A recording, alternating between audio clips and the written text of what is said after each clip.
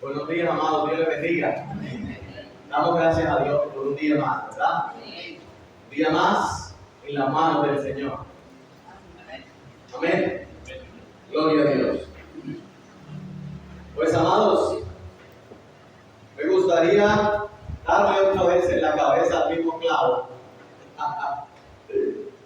Porque siento que hay algunas cosas allí que nosotros necesitamos mirar. Bueno, el Señor tiene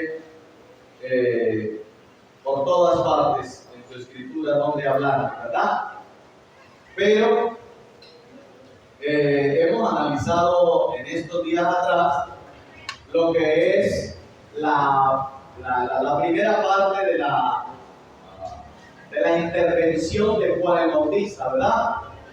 La intervención de Juan el Bautista, estuvimos mirando sobre cómo el Señor Jesucristo lo estaba mostrando aquí como aquel hombre aquel esperado de todos los tiempos pues, de Israel, y ahora lo estaba siendo anunciado, y de repente cuando viene es algo completamente distante de la mentalidad que ellos tenían, ¿verdad?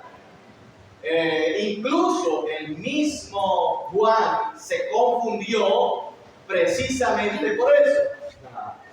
Juan está diciendo que el hacha está puesta a la raíz de todo árbol, y el árbol que no da fruto es cortado y echado al fuego, y no digan que ustedes tienen confianza en la descendencia de Abraham, porque Dios puede levantar hijos a Abraham aún de las piedras, y todas estas cositas está diciendo Juan. Y de repente viene el esperado, incluso él lo reconoce delante de sus discípulos, y dice, miren, lo señala y dice, he aquí, después del bautismo, no, primero lo bautizó y él vio descender el Espíritu Santo de manera visible, y cuando ya más adelante, días después del bautismo, entonces lo señala y está Juan con sus discípulos, y entonces él les dice a ellos, miren, he aquí el Cordero de Dios, ¿qué? Que quita el pecado del mundo. ¡Wow! Ellos estaban, este es. ¿Y qué pasó en ese momento? ¿Qué pasó con los discípulos de Juan allí en ese momento? ¿Qué me dicen? Es correcto. Muchos de los discípulos de Juan se unieron a Jesús y le dijeron, dinos, ¿dónde moras? Y tú venga y ven. Y desde ese momento se quedaron con él. Así de sencillo. Dejaron a Juan y dice, bueno, pues si este es el que nos está mostrando, ¿para qué te seguimos a ti? Seguimos al que nos está mostrando. Y pasó así. Y entonces, más adelante, cuando el Señor ya establece su ministerio, está hablando, entonces Juan está todavía predicando, pero cuando es encarcelado, él se confunde un poco. ¿Por qué?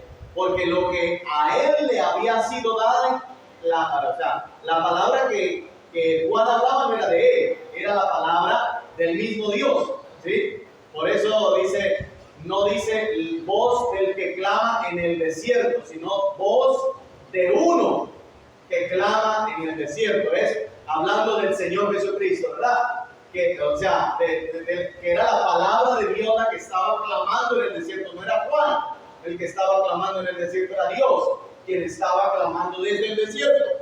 Entonces, empezamos mirando todo esto, y cuando viene el Señor Jesucristo, ahí en los primeros mensajes del Señor Jesucristo tenemos ahí en el monte de las bienaventuranzas, y un hombre que ellos estaban esperando que los iba a librar, que los iba a dar la libertad otra vez, que los iba a poner como una nación autónoma, una nación que iba a gobernar el mundo entero, y de repente vemos al Señor Jesucristo diciendo, bienaventurados los mansos, bienaventurados los pacificadores, bienaventurados los que tienen hambre y sed, bienaventurados los pobres, bienaventurados, ¿quiénes más? ¿Cómo? Los que lloran, bienaventurados, bienaventurados, bienaventurados hablado y entonces ellos, claro, ellos no podían decir, esto es falso. No, porque sabían que la palabra que estaban escuchando era con mucha autoridad, pero no se acoplaba en nada a lo que habían escuchado incluso del mismo Juan. Del mismo Juan. Y hoy precisamente quiero que miremos la última partecita de lo que habló Juan.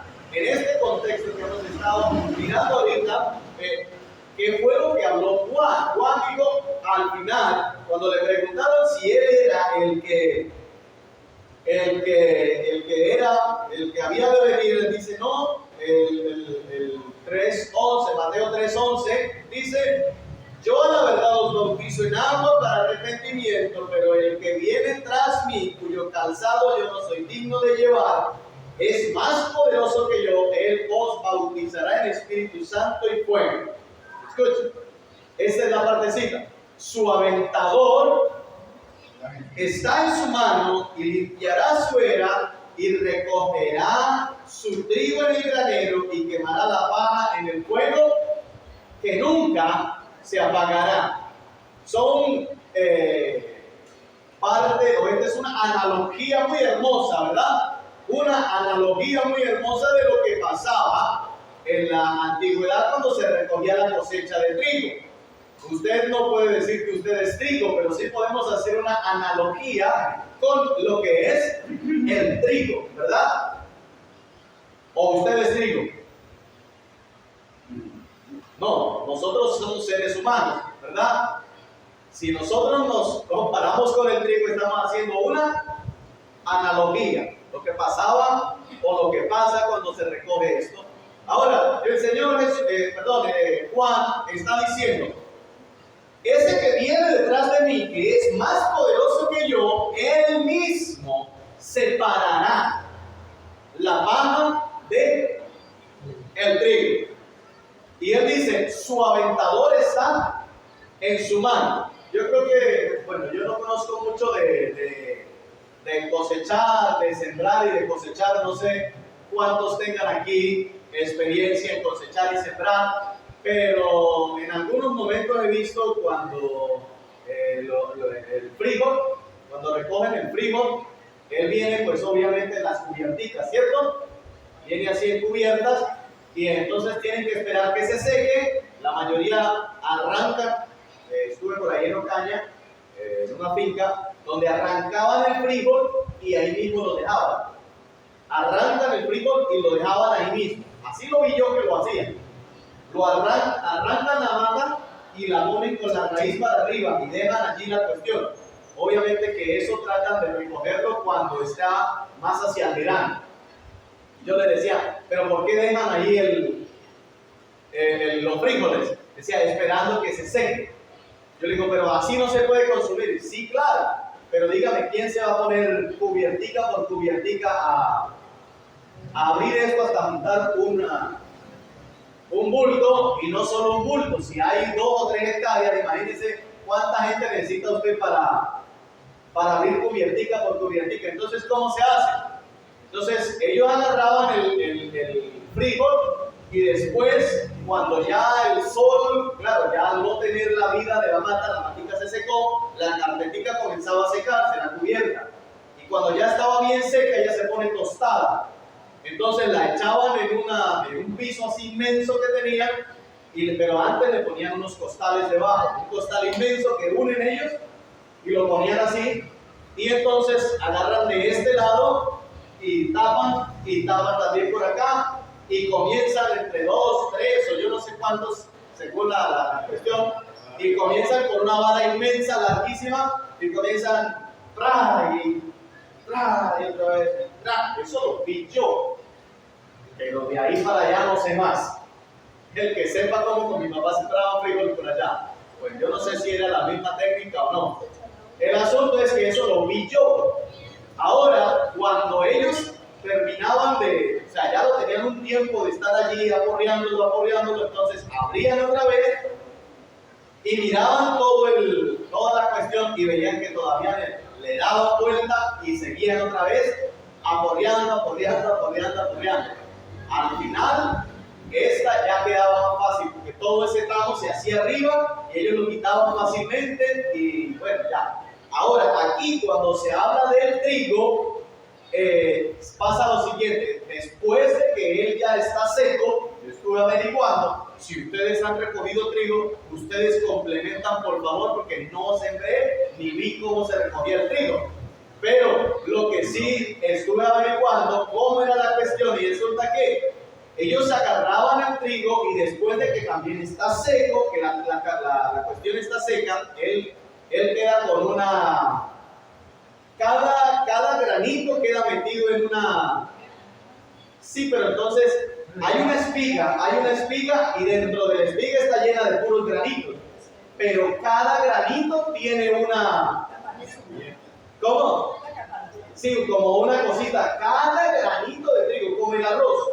El arroz, cada granito de arroz está metido en una... Aparte de que está la espiga, ¿cierto? Aparte de que está la espiga, entonces también cada granito está en un... Como en un... Sí, una cosita que lo protege, a igualito el trigo. Y entonces, cuando ellos... se secaba, yo no sé si lo aporreaban también, me imagino que sí, porque en aquel tiempo trilla o cosas, pero dice que después de trillarlo, había algo que se llamaba el aventador. El aventador, algunos utilizaban un rastrillo y otros utilizaban una pala. Y simplemente el aventador era la pala y lo tiraban al aire, más que todo a las horas de la tarde, que es donde hacía buena brisa, que venía la brisa cerca del Mediterráneo. Entonces, esa brisa la aprovechaban ellos en las horas de la tarde para separar el trigo de la paja. ¿Hay alguien que tenga otra cosmovisión de esto? No.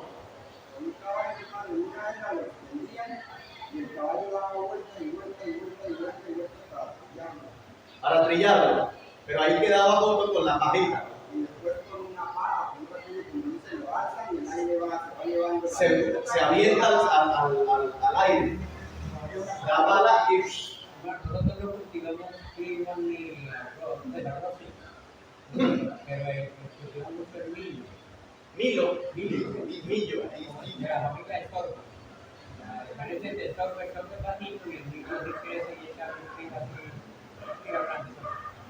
Entonces nosotros lo tirábamos y luego cuando era las de la tarde, que cambiaba un agarrábamos y lo hacíamos así y el viento se llevaba la tamo. Ok,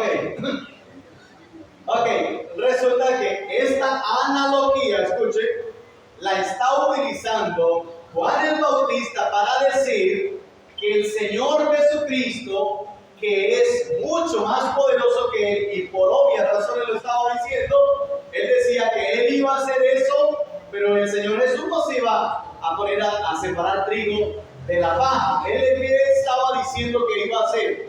Acuérdense que estamos en una analogía. Usted no es trigo, usted es un ser humano. Yo también. ¿Qué es lo que está diciendo? ¿Qué es lo que está diciendo, amados? Su aventador está en su mano. Y dice, ¿y separará? ¿Qué separará, amados? El trigo de la paja. Limpiará su era y recogerá su trigo en el granero, y la paja la quemará en un fuego interminable, inextinguible. Entonces, ¿a qué se está refiriendo eso? Hermano, está refiriendo creo al fin del siglo. Dice que, porque todavía parece que esto no se ha visto así forma, pero hay momentos en que de una manera de multitudes, el Señor hará juicio, es lo que pensamos. Es correcto. Las ovejas de... Así es. Cuando el fin se llegue, cuando usted mira allí Mateo capítulo 24, cuando está hablando acerca del fin de todas las cosas, está mirando que el Señor hace una separación. Pero mira algo. Aquella separación se hace precisamente cuando el tiempo se ha cumplido, cuando el tiempo se ha terminado. Cuando ya todo se termina, entonces viene la separación. Pero mire algo. Aquella separación que se hace, el Señor ya sabe que hay trigo y hay paja. Y escuche bien, dentro de nosotros también podemos mirar. Nosotros podemos, o el Señor puede separarte a ti como trigo y a alguien como paja. Esa es la aplicación más directa que hay. Que los que son de Él, los recogerá Él. Esa es la aplicación más directa. Los recogerá Él en su granero, es decir, estarán con Él. Y los que son paja, los que no tienen ese peso, que lo que da peso en nuestras vidas es tener al Señor Jesucristo. Recuerde que cuando Él dice, yo volveré y tomaré ¿a quién? ¿Tomaré a quién? A mí mismo. Es decir, esto es lo que le da el peso para no ser paja. Porque el trigo cuando cae verticalmente, cae precisamente ¿por qué? Por el peso. Por el peso. Y lo otro corre de manera horizontal. ¿Por qué? Porque es muy liviano, no tiene nada que lo jale hacia abajo. La lisa fácilmente se la puede llevar. Así que el peso que nos da a nosotros, que nos califica como trigo, es lo que Cristo ha hecho en nosotros, amados. Lo que ha hecho en nosotros. Yo por mucho tiempo pertenecía a la congregación, pero el Señor me abrió los ojos y ahora pertenezco a la iglesia de Dios. Hay muchas iglesias, hay muchas congregaciones, pero hay una sola iglesia. Yo no comparto con aquel que dice que la iglesia está desordenada, que la iglesia está así, que la iglesia está una cosa o la otra. Así pueden estar las congregaciones. La iglesia del Señor es santa, es sin mancha, es sin arruga, es sin contaminación y sin ninguna cosa semejante, porque Él la lavó, Él la redimió y Él la guardó para sí, Él la separó, amado mío. La iglesia del Señor no es una iglesia corrompida. La iglesia del Señor es una iglesia santa, sin mancha y sin arruga, y sin cosas semejantes, sin contaminación, sin nada en lo absoluto. Así es la iglesia de Dios. Que la iglesia del Señor está dentro de ¿qué? De las congregaciones. Y dentro de las congregaciones hay trigo y hay paja o hay cizaña, pero dentro de la iglesia del Señor no hay cizaña. Dentro de la iglesia del Señor está lo que Él ha redimido y Él viene a buscar lo que Él ha plantado dentro de nosotros, amados. Usted puede ver dentro de muchas congregaciones muchas cosas horribles o muchas cosas salidas de lo común o salidas de mentes torcidas, pero la iglesia del Señor se mantiene santa, pura. Mire usted, cuando el mensaje iba ahí, claro, lo referencia como iglesia, manda el mensaje a la iglesia de, a la iglesia de, a la iglesia de. Pero Dios no tiene muchas iglesias, Dios tiene una sola iglesia, y está diciendo las congregaciones. Y cuando él hablaba acerca de las congregaciones más horribles que habían en el Antiguo Testamento, en el mensaje que él envió allí a las iglesias que estaban por Asia Menor, por allí, por ese lugar, el Señor está diciendo, ahí tienen esa doctrina horrible, tienen esta cosa, tienen esto, tienen esto. Pero ahí hay unos. Ahí hay unos que ¿qué? Ahí hay unos, amado. Ahí hay unos que son iglesia. Ahí hay unos que no son solo congregación. Ahí hay unos que son iglesia. Como cuando está Elías, el profeta, y él dice, Señor, todos se han desencaminado, todos se han ido. Dicen, no digas eso. Hay unos que son iglesia. hay un remanente, ese remanente es la iglesia. Ese remanente es el verdadero pueblo de Dios. Por eso, amados, desde ya, aunque esta es una palabra para el fin de los tiempos, porque se llegará ese tiempo, escuche, pero desde ya el Señor está separando el trigo de la cizaña. Desde ya ha comenzado, porque sabe que nosotros no tenemos que esperar el día del juicio para poder saber cómo nos fue a nosotros. El juicio que es sobre nosotros ya cayó sobre nuestro Señor Jesucristo. ¿O hay alguno que está pensando en pagar cuando se llegue el fin del siglo? Amados, el juicio por su pecado ya cayó sobre la cruz, sobre el Señor Jesucristo en la cruz. Así que Él ha redimido a su iglesia. Y su iglesia es santa. Él ha perfeccionado a su iglesia. Él la ha levantado. Y ahora usted y yo caminamos en este camino. Agradecidos con el Señor por habernos dado la oportunidad de pertenecer a su iglesia. Dios ha comenzado la separación. Mire, no tenemos que esperar el día del juicio, allá, el que está por venir. El Señor dijo, es necesario que ¿qué?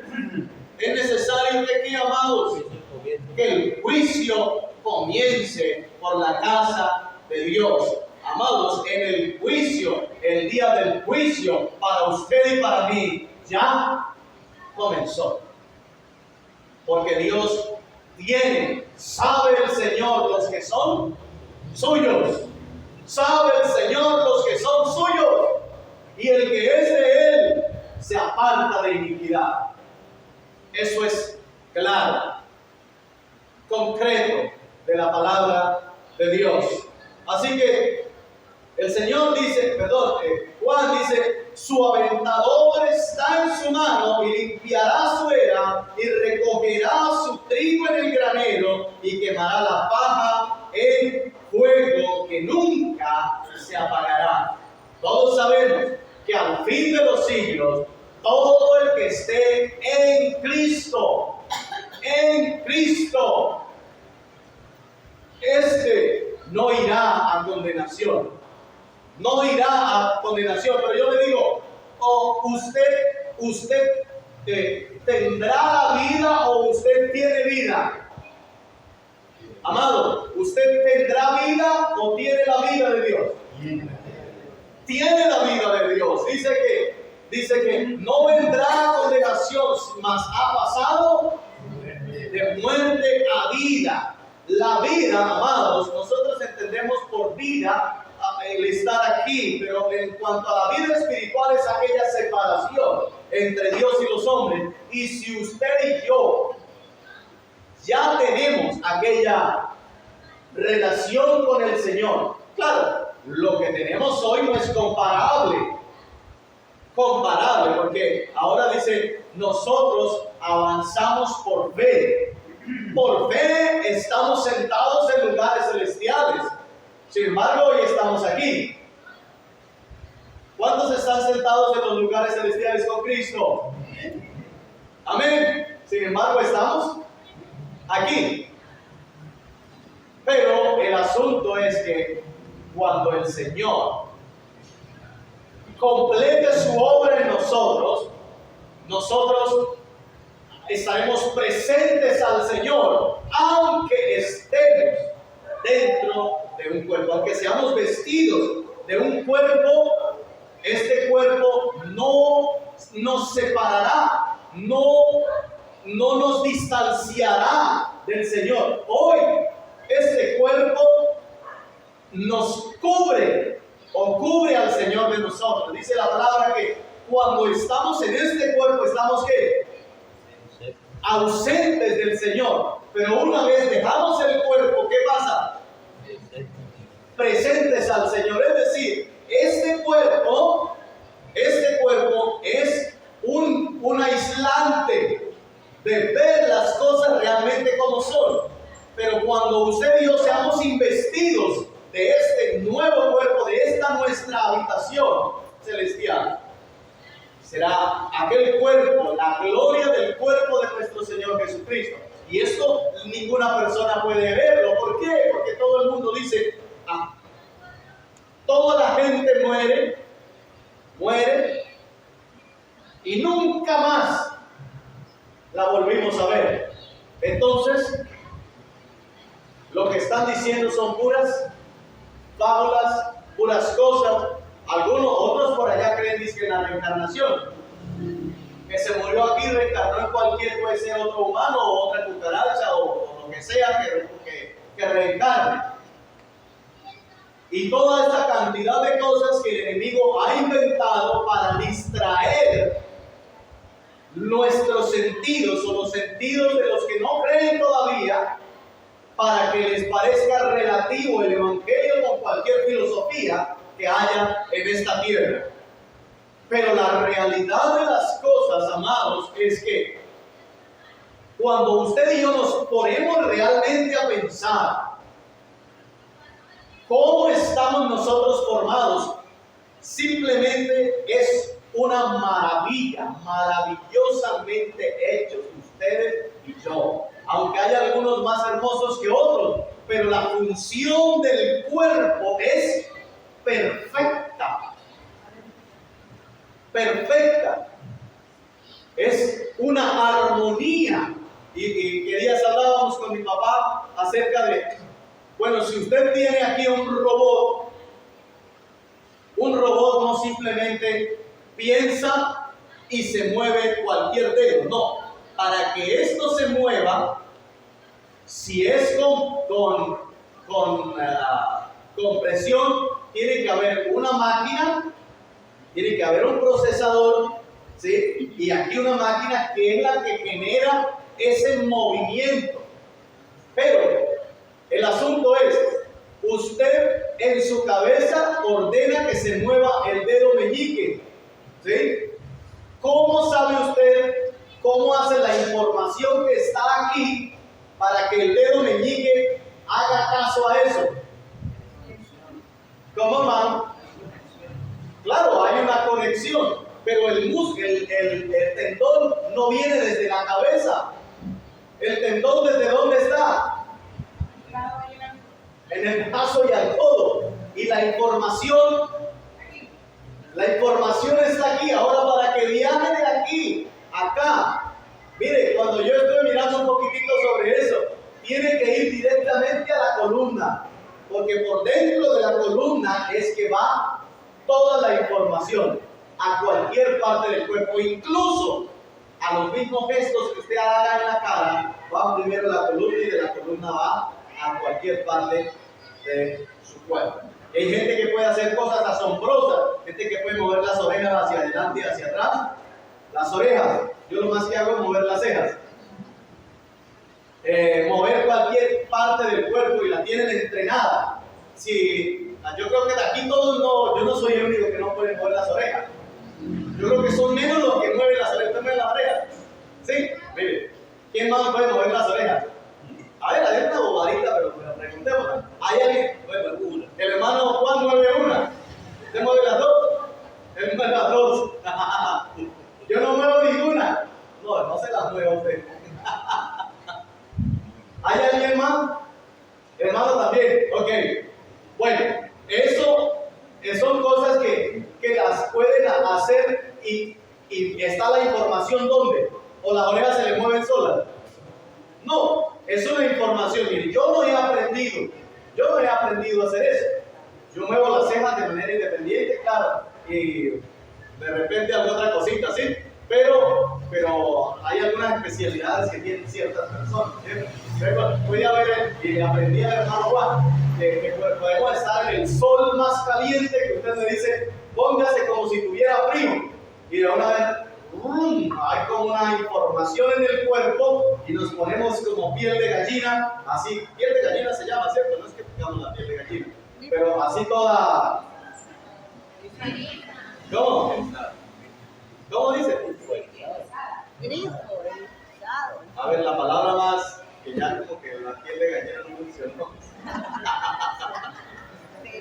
Lo llaman grifo, pero Grifo. El grifo es el de la llave, no sé. Bueno. No, ay, sí, claro, sí. La Biblia dice que me ericé. ¿Me dice? Erizado. Erizado, bueno, listo. Así, entonces eso lo podemos hacer. Miramos a mucha gente y no puede hacer eso. Pero de todas maneras es una información que no está, o sea, una información, no, perdón, una actividad del cuerpo que no está aislada de lo que usted piensa, ¿cierto? Ahora, comienza usted a mirar cada cosa. Yo todavía estaba escuchando sobre la grandeza de lo que fue creado y decía, caramba, si en la gravedad, la fuerza de gravedad, bajara tan solo un poquitito, no fuera posible la vida en la Tierra. Solamente con la ley de la gravedad. Es decir, la ley de la gravedad tiene la fuerza sincronizada perfectamente. O sea, y cuando usted mira tantas cosas perfectamente hechas, solamente con ponerse a analizar, pensar, usted se da cuenta, caramba, aquí tuvo que haber alguien que imaginó toda esta cuestión. Es imposible que de la nada salga algo. La nada produce. La nada es. Algo dice, ¿y por qué existe? Porque siempre ha existido. Error. Los mismos científicos que dicen, no puede algo que sea simplemente que exista y ya. ¿Y por qué existió? Porque tenía que existir. Y si está diciendo que tenía que existir, ¿en qué se basó ese mismo universo para tener la necesidad de existir? No había nada que tuviese la necesidad de existir. No había nada. Entonces, hay alguien que imaginó, que trazó, que figuró, que, mejor dicho, todo fue un trazo perfecto, una armonía perfecta, la que hizo el Señor entre todas las cosas.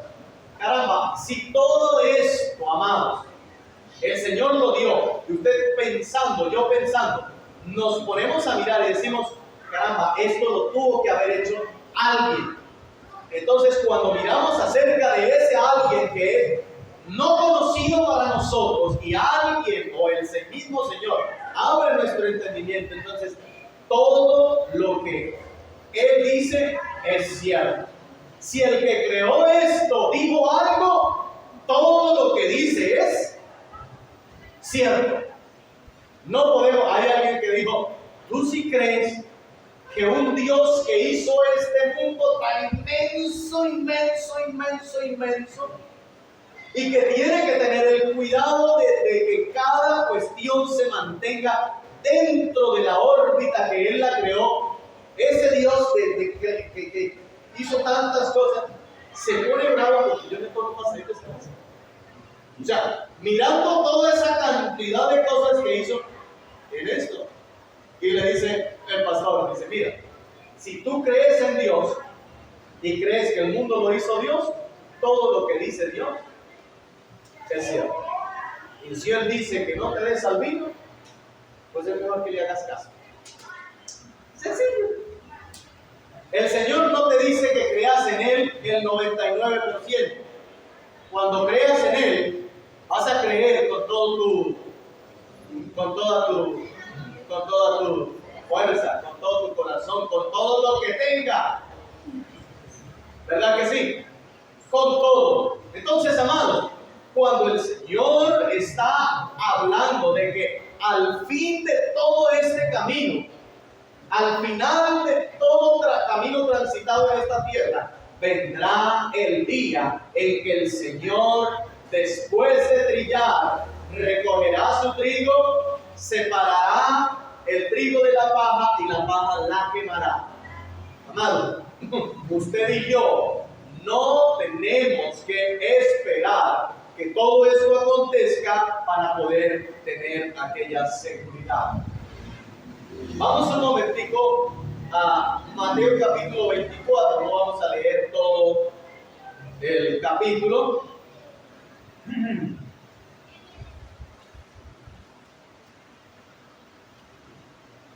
Pero sí podemos analizar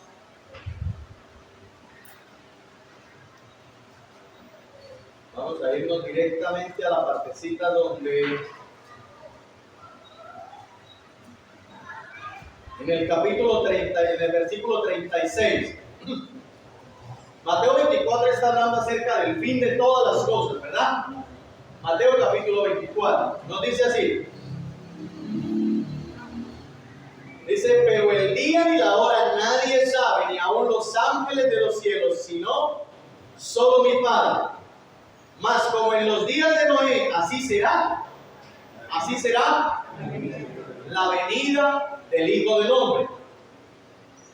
Entonces estarán dos en el campo, el uno será tomado, el otro será dejado. Dos mujeres, perdón, me salté el 39. El 38. Porque como en los días antes del diluvio estaban comiendo y bebiendo, casándose y dándose en casamiento, hasta el día en que Noé entró en el arca, y no entendieron hasta que vino el diluvio y se los llevó a todos. Así será también la venida del Hijo del Hombre.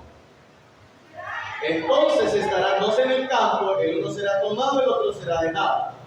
Dos mujeres estarán moliendo en un molino, la una será tomada, la otra será dejada.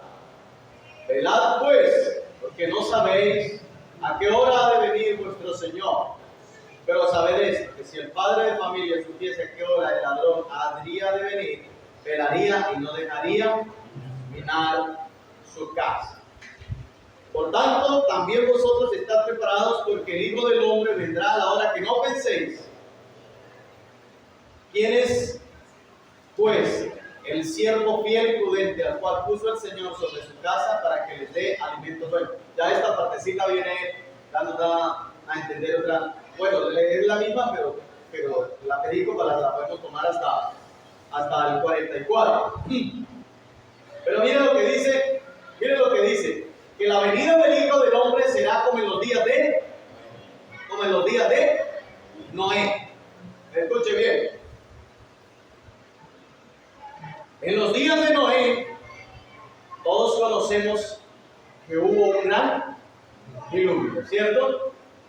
Antes de Noé no existía la lluvia. Por eso, aquellas personas que estaban en aquel tiempo, si en algún momento escucharon hablar sobre un diluvio, pues probablemente no creyeron, porque nunca lo habían visto. Ellos nunca lo habían visto. Aunque yo estoy seguro que el Señor nunca le dijo a Noé que predicara a la gente para que se salvara. Él le dijo fue que iba a matar a todo el mundo. Y él dijo, he decidido el fin. ¿El fin de qué? De toda carne. Él no está diciendo que vayas a predicarle, que muchos dicen que le decían a Noé que estaba loco porque estaba hablando de un diluvio. Esas son cosas sacadas de la mente de la gente. Pero el Señor le dijo a Noé fue, he decidido que el fin de toda carne. Sencillo. Y hazte una arca de madera de gofer para que se salve ¿quién? Todos los que crean. ¿Para que se salve quién? Tú, tu mujer y tu familia. ¿Sí o no lo dice así? Sencillo y pelado. Entonces el Señor te está mandando a predicar a Noé. Pero escuche una cosa. El asunto de creerle aquí, la gran tarea de fe que tenía Noé era más que todo no construir el arca, sino creer en algo que ¿qué? En algo que ¿qué, amados? Que no se había visto jamás. Y esto es lo que probablemente muchos piensan actualmente con lo que estamos hablando acerca del fin de los tiempos. Dice, desde que nuestros padres murieron y todas estas cosas que ha pasado, todo ha seguido igual. Es decir, lo que ustedes predican, dice, no tengan por tardanza lo que algunos, ¿qué? Dice, ellos se burlan diciendo que desde que nosotros estamos aquí, desde todo el tiempo, todo ha seguido igual. La gente nace, crece, se reproduce, muere, hambres han habido todo el tiempo, pestes todo el tiempo, y todo el cuento ha sido igual. Así que venga usted a decir que estos terremotos y esta cuestión es porque los tiempos se están cumpliendo. Eso no me venga usted con un cuento raro. Peste, hambres, terremotos y toda esa cuestión han habido todo el tiempo. ¿Y por qué no se cree? Porque nunca se ha visto. Sin embargo, esto es lo que hace efectivo el cristianismo. El cristianismo está basado precisamente en creer sin qué. El Señor Jesucristo le dijo a Tomás, bienaventurados los que, los que sin ver han creído. Tomás dijo, hasta que yo lo vea, no creo. El problema es que por misericordia él pudo ver y todavía creer. Sin embargo, cuando estamos hablando de nuestra salvación, si alguno está esperando ver para poder creer, cuando quiera creer, no tendrá tiempo. No habrá tiempo. Cuando estaba aquí Noé en el diluvio, o antes del diluvio, él simplemente creyó. Y el creer ayudó o les extendió salvación a los de su casa, ¿verdad? Ahora, el Señor Jesús mismo es el que está diciendo aquí que la venida de Él sería exactamente como en los días de Noé. Eso le está diciendo el mismo Señor Jesucristo. Si usted tiene una Biblia donde lo que habla el Señor Jesucristo aparece en rojo, esto le aparece en rojo, que son palabras directamente del Señor. Y Él les dice que la venida del Hijo del Hombre será como en los días antes del diluvio, que todos estaban comiendo y bebiendo, casándose y dándose en casamiento hasta el día en que Noé entró en el arca. Miren, y no entendieron hasta que vino el diluvio y se los llevó a todos. Así será también la venida del Hijo del Hombre. Y dice nuevamente, aquellos dos casos, dos estarán en el campo, el uno será tomado, el otro será dejado. Dos mujeres estarán moliendo en un molino, la una será tomada y la otra será dejada. Mira lo que ha pasado acá. Cuando miramos quién se llevó a los del diluvio, ¿quién se los llevó? Cuando Noé, ¿quién se los llevó? El diluvio se los llevó, ¿verdad? Dice que ellos no entendieron, sino hasta que vino el diluvio y se los llevó. El diluvio se los llevó. Pero escuchen, ¿qué pasó con Noé y los que estaban con él?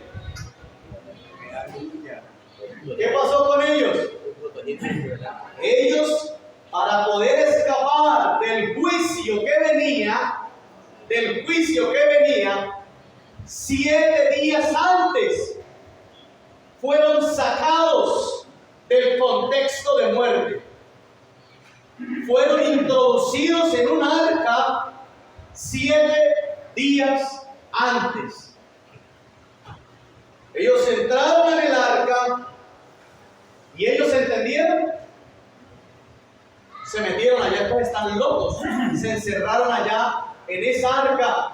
Están allá. Y el problema era que ¿quién había cerrado la puerta? Dios mismo. Dios mismo había cerrado la puerta. Escuche bien. ¿Quién había sido tomado primero? ¿Quién fue tomado primero? Noé. Noé fue tomado. ¿Quién fue dejado para juicio? El resto del mundo conocido en aquella época. Noé fue tomado con toda su familia 7 días antes del juicio. Escuche bien. Cuando miramos en este tiempo, aquí estamos hablando de la separación que hace Dios. La separación. Antes de aquel juicio, el Señor separó a los que estaban listos para el juicio. ¿Y a quién? Y a Noé. ¿Estoy mintiendo o no? No, ¿cierto? Mire, el Señor separó. Estos entran en el arca y a estos no entenderán sino hasta que venga el diluvio y se los lleve. ¿Quién es tomado primero? ¿Quién es tomado primero? Noé. Escuche bien. En este tiempo, a eso me refiero cuando digo Dios está haciendo separación, porque el juicio de Dios caerá sobre la tierra, pero solo tendrá salvación aquel que haya sido tomado y sacado del contexto de juicio. Solo tendrá salvación el que se encuentre ¿dónde? El que se encuentre ¿dónde, hermanos? En Cristo. Cristo es la referencia más especial de esto que estamos hablando. Dice, Noé entró ¿dónde? En el arca. Allí se acabó el tiempo. Cuando la puerta del arca se cerró y el juicio todavía no había empezado. 7 días antes empezó. Dios a tomar lo que era de él. Por eso dice, el uno será tomado y el otro será. ¿Quién es tomado primero? ¿Quién es tomado primero, amado? Usted está esperando ser tomado por allá. ¿Cuántos han sido tomados por el Señor, introducidos dentro del arca, amados? Ahora, si usted está dentro del arca, ¿cómo hay duda dentro de nosotros en ocasiones? Si estamos ¿dónde, amados? ¿Dónde? En Cristo, es dentro del arca. No hay condenación para el que está ¿dónde? Cristo es esa arca en la que usted y yo tenemos seguridad. El juicio caerá, el arca se moja, pero hay salvación porque está dentro del arca. Yo quiero ser ese tomado. Yo soy de ese tomado. Tomado para estar dentro del arca. Este es el tiempo, amados. Este es el tiempo. Su seguridad no está allá en el último día.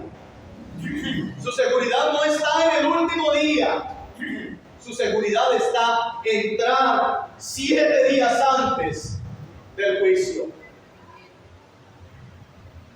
Después de que la puerta se cerró, hubo 7 días en los que nadie más pudo entrar ¿dónde?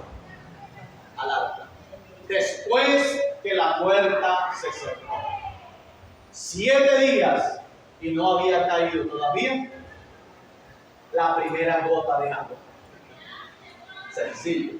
Hermano, yo pienso que nuestra felicidad debe estar allí. Que se escucharán los truenos, que se verán los relámpagos, que se verá lo que sea. Que sea. Pero usted y yo, ¿dónde estamos?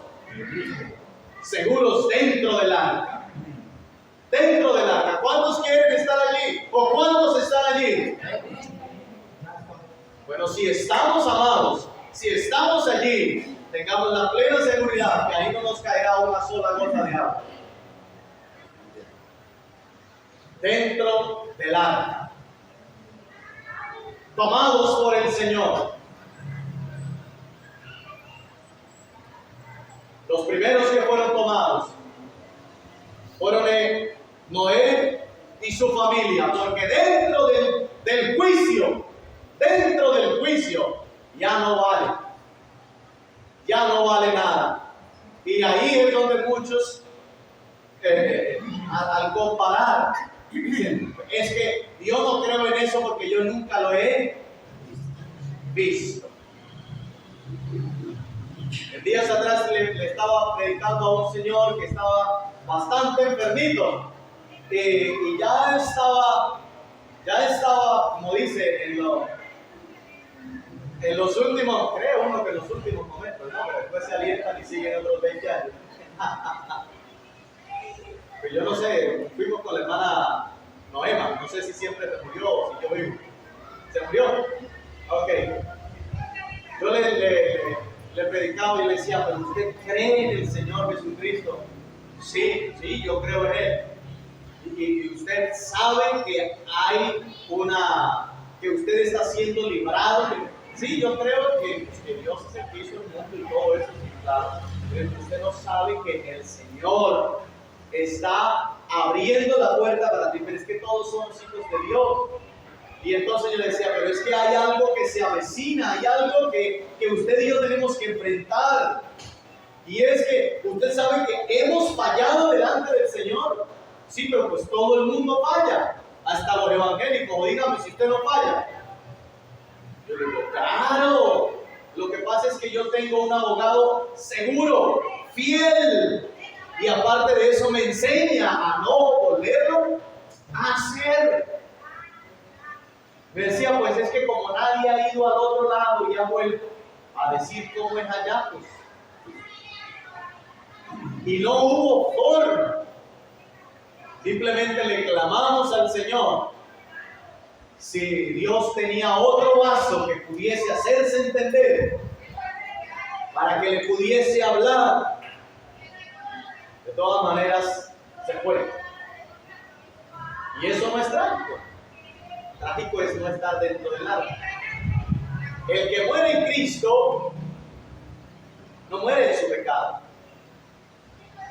El que muere en Cristo muere con la seguridad de la salvación. Amados, y esto es, la predicación del Evangelio es para esto. Hay un solo camino. Pareciera que Juan el Bautista, cuando está predicando, ahí está anunciando unas buenas nuevas. Y en las buenas nuevas está el alta, está puesta la raíz. En las buenas nuevas está predicando que el aventador está en su mano y separará a los que son de los que no son. Así comenzaron las buenas nuevas. ¿Sí o no fue así, amados? Porque es que la buena nueva es lo primero que tiene que hacer el Señor con nosotros, es hacernos entender que viene un juicio y que lo que Él está tratando con usted y conmigo es salvarnos de ese juicio. Esto es. Ahora, a partir de allí hay una cantidad de cosas que es si realmente lo he recibido, si realmente estoy dentro del arca, si realmente Cristo ha sido todo para mí, pues entonces hay una manera de vivir. Pero lo que en sí, el mensaje concreto es, viene un juicio, pero hay una puerta abierta y esa se llama la puerta del arca. Jesucristo dijo, yo soy la puerta. Yo soy la puerta. El que por ella entrare, ¿qué pasa? Amados, yo creo que más claro no se puede entender, más claro no se puede hablar esa cuestión. Hay un juicio, pero Dios abrió la puerta delante de nosotros. Delante de nosotros. Así que venga lo que venga, aparezca lo que aparezca, si usted está dentro del arca, ahí está su seguridad. Amén, amados. Amén. Y al final de todas las cosas, quienes van a recoger, ¿quiénes son los que recogen? Los ángeles. Ellos juntarán de toda la tierra, juntarán ¿a quién? A los escogidos. Es decir, sacarán donde estén, a donde vayamos, no sé, a una dimensión diferente. No nos imaginemos como algo que está por allá arriba, muy alto, tan alto que está más allá del sol. No imaginemos, a ver, yo no difiero tanto de estas canciones. ¿Por qué? Porque hay cosas que se han compuesto de manera poética. Y la poesía tiene algo maravilloso, ¿sí? La poesía es algo maravilloso. Hay gente que dice, pero que dicen que más allá del sol, pero eso está muy alto, eso está muy lejos, eso está por allá, es aquí. Hay que entender la cuestión que quien compuso dentro de algo que se llama poesía. Aplíquele usted teología verdadera a muchos de los salmos. Usted no le va a poder encontrar, pero si usted lo mira de manera poética, mire los cantar de los cantares. Aplique cada cosita de cantar de los cantares al evangelio, no le va a cuadrar, porque eso está de manera ¿qué? Poética. De manera poética. Entonces, a manera poética usted puede darle rienda suelta a muchas, como el Señor lo inspire, ¿cierto? Como el Señor le dé. Pero para creerlo, usted y yo tenemos que tener los pies bien cimentados. Y cuando estamos mirando esto, donde dice que acerca de aquel cielo y de que el Señor que nos llevará al cielo, pues pensar de manera que hay un cielo más alto por allá, que está el primero, que está el segundo, que está el tercero, que fui arrebatado hasta el tercer cielo, y que si yo llegase a subir en una...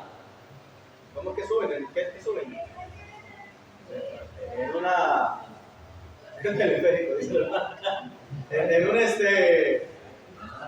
nave espacial, probablemente llegue al tercer cielo.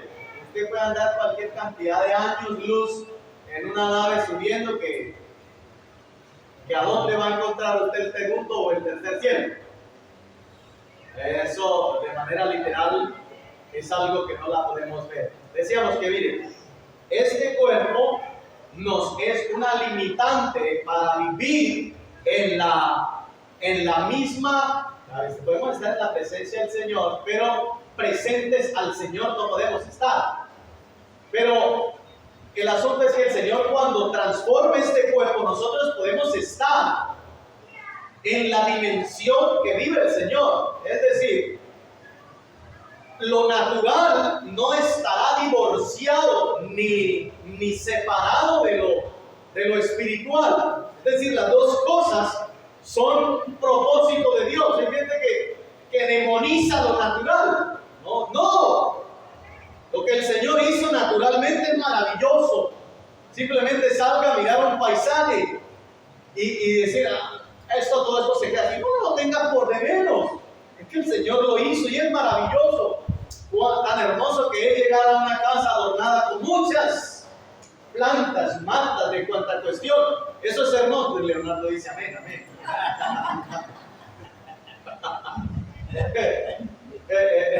Es muy agradable, ¿cierto? ¿Cómo se siente el ambiente cuando usted está en una avenida vendiendo?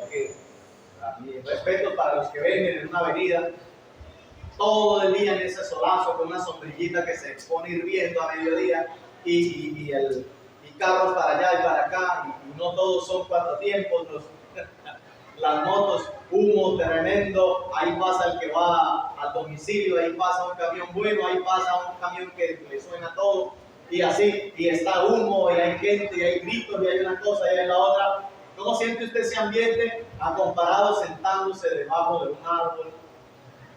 ¿Cómo siente usted, amado? ¿Qué le parece? Amado, es maravilloso el ambiente que se siente. No podemos separar, amado, lo hermoso que hizo el Señor de la parte espiritual. Es que cuando el Señor hizo todas las cosas, Él las hizo en perfecta ¿qué? Armonía. Lo natural y lo espiritual. Lo que separó al hombre de la realidad espiritual fue el pecado. Se quedó con la realidad literal, pero la realidad espiritual la perdió. Pero a veces cuando venga la restauración de todas las cosas, entonces podrá vivir en esta armonía nuevamente, porque precisamente el Señor Jesucristo viene a la restauración de ¿qué? De todas las cosas. Entonces habrá una cuestión donde el hecho de que tú tengas un cuerpo no quiere decir que seas carnal. El hecho de que tengas un cuerpo quiere decir ahora, en la restauración de todas las cosas, quiere decir que vives en perfecta armonía en todo lo que Dios ha creado. Porque no hizo Dios lo material, lo físico, lo literal, lo que conocemos como esto es malo, esto lo voy a crear y es malo, pero solamente que atiendan a aquello espiritual. No, al contrario, el Señor dijo que todo lo que había hecho era ¿qué? Era bueno, y es tan bueno que lo va a volver a renovar. Fue tan bueno lo que hizo que lo va a volver a renovar. Porque se perdió, porque lo que usted y yo, y eso que ahora conocemos como algo medio bueno, o como algo maravilloso, ver un paisaje, ver una montaña llena, verdecita, con árboles inmensos, cosas así por el estilo, y una cascada, y un pozo de agua cristalino, todo eso, incluso eso está dañado. ¿Cómo? Lo hemos dañado y aún así está dañado, o sea, no obedece al original que Dios ha creado.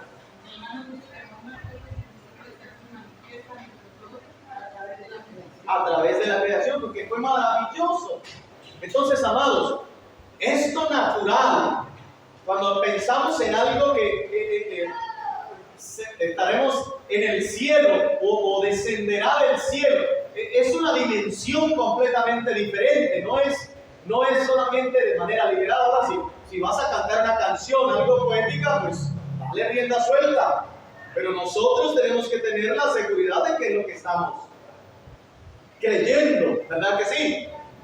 Si ya quieres, en cuanto a canciones, en cuanto a partes poéticas, que le quiera decir a su esposa, como quiera decirle, uno dice, uy, pero esta palabra podría ser ofensiva, pero todo depende cómo es la dinámica ahí entre la pareja y toda la cuestión, ¿cierto? Allí que uno le dice, gorda, ven, y a otro le dicen, ay, el viejo es el esposo. Bueno, ¿cómo? Mi viejito, mi cielo, mi negro. Mi negro, si es negro. No, porque si es negro tiene que decirle blanco, porque si no lo... El asunto es que, según la dinámica que tenga la pareja, se dicen sus cosas y son bonitas, ¿verdad? Son bonitas en el contexto en el que se las están diciendo.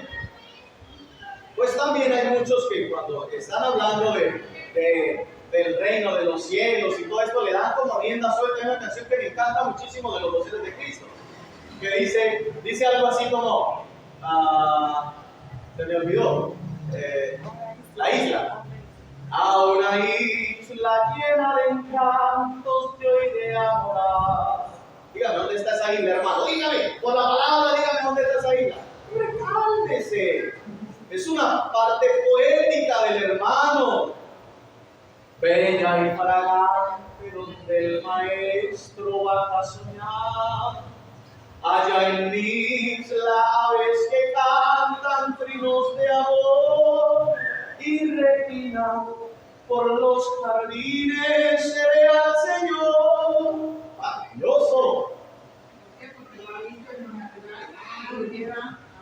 a un ámbito espiritual, eso es bello. Pero si ya, venga, dígame aquí por esto, dígame. Y cada canción, cada cuestión que ha trascendido en esta tierra, hermano, tiene un contexto. Nosotros desconocemos el contexto y de una vez armamos el revoluto entre una cosa y otra. Yo en estos días estaba con aquella canción. He decidido seguir a Cristo. Y una vez me llegué y dije, ok, Dios no te buscó, fuiste tú el que decidiste. Y bueno, y esto y lo otro, ok, no me gustaba la cuestión. Cuando comienzo a escuchar dónde fue hecha esta canción. Ok, ahí tenemos, ubiquémonos en China. Ya ustedes en China ya saben que estamos perdidos, ¿cierto? Con todo y ropa, un cristiano en China está escondido debajo de las piedras. Y entonces encontraron al hombre, y cuando encontraron al hombre con su familia, dijeron, o niegas o te mueres. Y él había escrito esta canción. Y de allí salió. He decidido seguir a Cristo. He decidido seguir a Cristo. He decidido seguir a Cristo. No vuelvo atrás, no vuelvo atrás. Yo le digo, hermano, ¿tiene peso o no tiene peso? Claro, si nos vamos a meter aquí con la teología y miramos cómo la verá, bíblicamente, hablemos bíblicamente. Hermano, miremos en el contexto en el que fue. Allí. Ahí, y aparte de eso, que le tienen un fusil en la cabeza, o no tanto un fusil, un hueco para echarlo allá y comenzar a enterrarlo vivo. Una proclamación de fe. Y él dice: la cruz está ante mí, el mundo atrás quedó. La cruz está ante mí, el mundo atrás quedó. No vuelvo atrás, no vuelvo atrás. ¡Wow! Tremendo, ¿verdad? Por eso digo, cuando miramos las cosas del Señor, entonces las analizamos en cada texto, en cada contexto, ¿dónde está? ¿Sí? ¿Dónde está?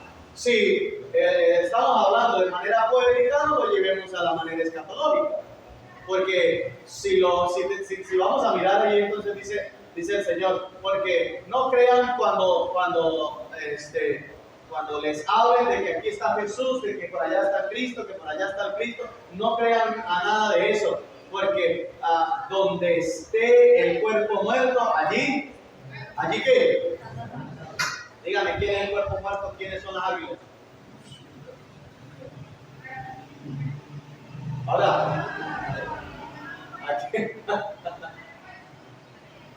¿a quién se refería el Señor? ¿Qué le va a parecer horrible que digan que el Señor Jesucristo es el cuerpo muerto?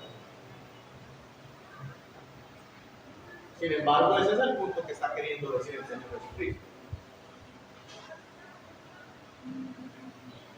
¿Te das cuenta, amado? Entonces, qué interesante que nosotros podamos mirar y poder ver cuando el Señor hace un llamado, nosotros atendemos el llamado y escapamos de aquello que está por venir, pero ahora continúa una vida para seguir viviendo. Nosotros podemos decir, dos hombres subieron al templo a orar. El uno no podía ni levantar los ojos al cielo. ¿Qué estaba haciendo? Estaba humillado. Decía: Señor, sé propicio de mi pecador. Señor, sé propicio de mi pecador. ¿Cierto? ¿Y el otro qué decía? ¿Qué decía el otro? Señor, te doy gracias porque soy muy bueno. Oh, soy tan bueno, Señor, que ni me lo creo a veces. Soy muy bueno, Señor.